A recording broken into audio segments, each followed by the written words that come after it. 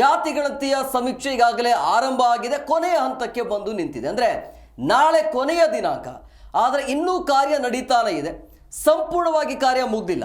ಆದರೆ ಇದುವರೆಗೂ ಕೂಡ ಸರ್ಕಾರದಿಂದ ಯಾವುದೇ ರೀತಿಯ ಕ್ಲಾರಿಟಿ ಇಲ್ಲ, ನಾಳೆನೇ ಏನು ಮಾಡಬೇಕಾ ಅಥವಾ ದಿನಾಂಕವನ್ನು ಮುಂದಕ್ಕೆ ಹಾಕಬೇಕಾ ಅನ್ನುವಂಥ ಕ್ಲಾರಿಟಿ ಇಲ್ಲ. ಆದರೆ ಇದುವರೆಗೂ 75% ಮಾತ್ರ ಸಮೀಕ್ಷೆ ಆಗಿದೆ. 100% ಸಮೀಕ್ಷೆ ಆಗಬೇಕು ಅಂದರೆ ಪರಿಪೂರ್ಣ ಸಮೀಕ್ಷೆ ಆಗಬೇಕು ಅಂತ ಹೇಳಿದ್ರೆ ಇನ್ನು 4 ರಿಂದ 5 ದಿನಗಳ ಕಾಲ ಸಮಯ ಬೇಕೇ ಬೇಕು. ಆದರೆ ಸರ್ಕಾರ ಹೇಳ್ತಾ ಇರೋದು ಅವಶ್ಯಕತೆ ಇಲ್ಲ. ಸರ್ಕಾರ ಹೇಳ್ತಾ ಇರೋದು ಆಲ್ಮೋಸ್ಟ್ ಆಲ್ 80% ಆಗಿದೆ, 20% ಇವತ್ತು ಅಥವಾ ನಾಳೆ ಒಳಗಡೆ ನಾವು ಕಂಪ್ಲೀಟ್ ಮಾಡ್ತೀವಿ ಅನ್ನೋದು. ಇದು ಎಷ್ಟರ ಮಟ್ಟಿಗೆ ಸತ್ಯ ಅನ್ನೋ ಗೊತ್ತಿಲ್ಲ. ಆದರೆ ಒಂದು ಕಡೆ ಈ ಸಮೀಕ್ಷೆಯಲ್ಲಿ ಸಾಕಷ್ಟು ಜನ ಭಾಗಿಯಾಗಿಲ್ಲ, ನಮಗೆ ಅದರ ಅವಶ್ಯಕತೆ ಇಲ್ಲ ಅಂತೇಳಿ. ಆದರೆ ಸರ್ಕಾರ ಹೇಳ್ತಾ ಇರುವಂಥದ್ದು ಸಮೀಕ್ಷೆ ಸಂಪೂರ್ಣ ವರದಿಯನ್ನು ನಾವು ನೀಡ್ತೀವಿ ಅಂತೇಳಿ. ಕೆಲವೊಂದಿಷ್ಟು ಜನ ಈ ಸಮೀಕ್ಷೆಯಲ್ಲಿ ಭಾಗಿಯಾಗಿಲ್ಲ ಅಂತ ಹೇಳಿದ್ರೆ ಹೇಗೆ ಇದು ಸಂಪೂರ್ಣ ಸಮೀಕ್ಷೆ ಆಗುತ್ತೋ ಗೊತ್ತಿಲ್ಲ. ಸೊ ಹಂಗಾಗಿ ಒಟ್ಟಿನಲ್ಲಿ ಹಠಕ್ಕೆ ಬಿದ್ದು ಈ ಸಮೀಕ್ಷೆಯನ್ನು ಮಾಡ್ತಿದ್ದಾರೆ ಅಂತ ಅನ್ಸುತ್ತೆ. ಕೇವಲ 15 ದಿನಗಳು ಮಾತ್ರ ಅವಕಾಶ ಕೊಟ್ಟಿದ್ರು ಸಮೀಕ್ಷೆಯನ್ನು ಮಾಡೋದಕ್ಕೆ, ಅದು ನಾಳೆಗೆ ಎಂಡ್ ಆಗ್ತಾ ಇದೆ. ಸೊ ನಾಳೆ ತನಕ ಕಾದು ನೋಡಬೇಕಾಗತ್ತೆ. ಅದರ ಜೊತೆಗೆ ಬೇರೆ ಬೇರೆ ಭಾಗದಲ್ಲಿ, ಉತ್ತರ ಕರ್ನಾಟಕ ಭಾಗದಲ್ಲಿ ಆಲ್ಮೋಸ್ಟ್ ಆಲ್ 80%, ನಾಳೆ ಅಂದರೆ ಆಲ್ಮೋಸ್ಟ್ ಆಲ್ 90-95 ಆಗ್ಬೋದು. ಬಟ್ ಬೆಂಗಳೂರು ನಗರ ಅಂತ ಬಂದಾಗ ಇನ್ನು ಬೆಂಗಳೂರು ನಗರದಲ್ಲಿ ಹಾಗೇ ಇದೆ. ಅದರ ಜೊತೆಗೆ ಗಣತಿದಾರರು ಕೂಡ ಸಾಕಷ್ಟು ಆಕ್ರೋಶವನ್ನು ಹೊರಹಾಕಿರುವಂಥದ್ದು, ಅವರ ಸಮಸ್ಯೆಗಳನ್ನು ಹೇಳ್ಕೊಂಡಿದ್ದಾರೆ.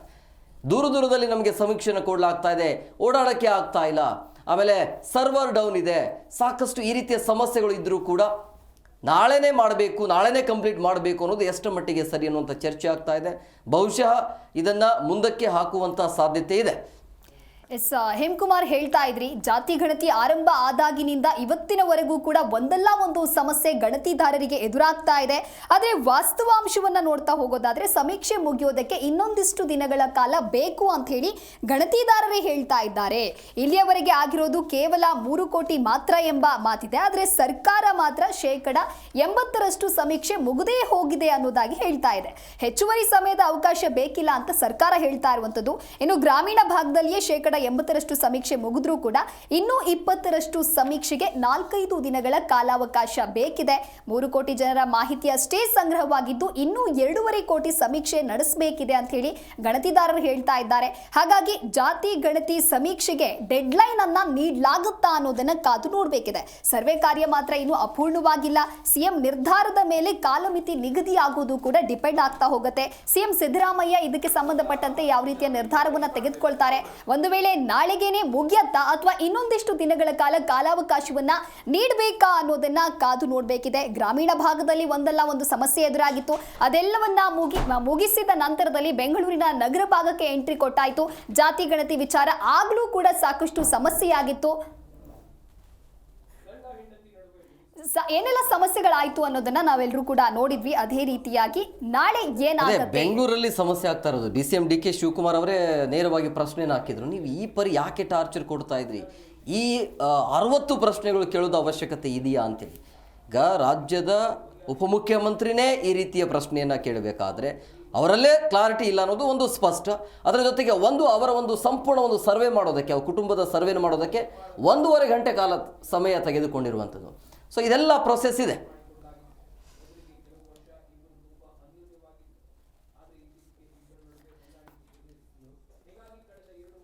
ಇನ್ನು ಪ್ರಮುಖವಾಗಿ ಜಾತಿ ಗಣತಿಯ ವಿಚಾರ ನಾಳೆ ಡೆಡ್ಲೈನ್ ಇರೋದ್ರಿಂದಾಗಿ ಸತೀಶ್ ಜಾರಕಿಹೊಳಿ ಅವರು ಕೂಡ ಅವರು ರಿಯಾಕ್ಟ್ ಮಾಡಿದ್ದಾರೆ. ನಾಳೆ ಕಂಟಿನ್ಯೂ ಆಗತ್ತಾ ಅಥವಾ ಅದಕ್ಕೆ ಸಮಯ ಇರುತ್ತಾ ಅನ್ನೋದ್ರ ಬಗ್ಗೆ ಏನು ಹೇಳಿದ್ದಾರೆ ಕೇಳೋಣ ಬನ್ನಿ. ಭಾಳಷ್ಟಿದೆ ಅಂತ 60 ಇದೆ ಅಂತ ಹೇಳಿದ್ರೆ, ನಿನ್ನೆ ಕೂಡ ನಾನು ಗೋಕಾಕದಲ್ಲಿ ಬಂದಿದ್ದರು. ಸೊ 60 ಜನ ಪ್ರಶ್ನೆ ಉತ್ತರ ಕೊಡಲಿಕ್ಕೆ ಹಿಂದೇಟಾಗ್ತಿದ್ದಾರೆ. ನಾವು ಯಾಕೆ ಕೊಡಬೇಕು, ನಮ್ಮ ಸೀಕ್ರೆಟ್ ಅಂತ. ಸೊ ಅದ್ರ ಬಗ್ಗೆ ಕಡಿಮೆ ಮಾಡಿದ್ರೆ ಆದರೂ ನಾವು ಎಕ್ಸ್ಟ್ರಾ ಕೇಳ್ತಿದ್ರೆ ನಾವೆಲ್ಲ ಹೇಳೋಕ್ಕಾಗಲ್ಲ ಅಂತ ಈಗಾಗಲೇ ಕಂಪ್ಲೇಂಟ್ ಬಂದಿದೆ. ನೋಡೋಣ, ಅದು ಕಡಿಮೆ ಮಾಡಿದ್ರೆ ಒಳ್ಳೆಯದೇ.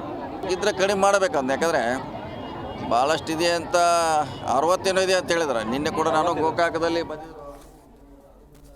ಯಾವಾಗ ಈ ರೀತಿ ಜಾತಿ ಗಣತಿ ಮಾಡಬೇಕು ಅನ್ನುವಂಥ ಚರ್ಚೆ ಆರಂಭ ಆಯಿತು, ಆವಾಗಿನಿಂದಲೂ ಕೂಡ ಸಾಕಷ್ಟು ಸಮಸ್ಯೆಗಳು ಎದುರಾಗ್ತಾ ಇವೆ. ಆದರೂ ಕೂಡ CM ಸಿದ್ದರಾಮಯ್ಯವರು ಹಠಕ್ಕೆ ಬಿದ್ದು ಸರ್ವೆ ಮಾಡ್ತೀವಿ ಅನ್ನೋದು, ಅದರ ಜೊತೆಗೆ 2026ಕ್ಕೆ ಕೇಂದ್ರ ಸರ್ಕಾರ ಕೂಡ ಜಾತಿ ಗಣತಿಯನ್ನು ಮಾಡ್ತೀವಿ ಅನ್ನುವಂಥ ನಿರ್ಧಾರ. ಅದರ ಆ ರೀತಿ ನಿರ್ಧಾರ ತೆಗೆದುಕೊಂಡಿದ್ರು ಕೂಡ ರಾಜ್ಯ ಸರ್ಕಾರ ಗಣತಿಯನ್ನು ಮಾಡೋದಕ್ಕೆ ಮುಂದಾಗಿದ್ದಾರೆ.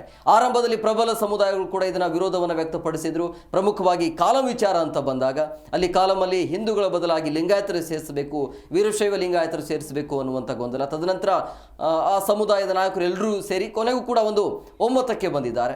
ಅದರ ಜೊತೆಗೆ ಬೀದಿ ನಾಯಿಗಳ ಹಾವಳಿ ಕೂಡ ಜಾಸ್ತಿ ಇದೆ. ಎಲ್ಲೆಲ್ಲಿ ಸರ್ವೆಗೆ ಹೋಗ್ತಾರೆ ಬೀದಿ ನಾಯಿಗಳ ಅಟ್ಯಾಕ್ ಕೂಡ ಆಗ್ತಾ ಇದೆ.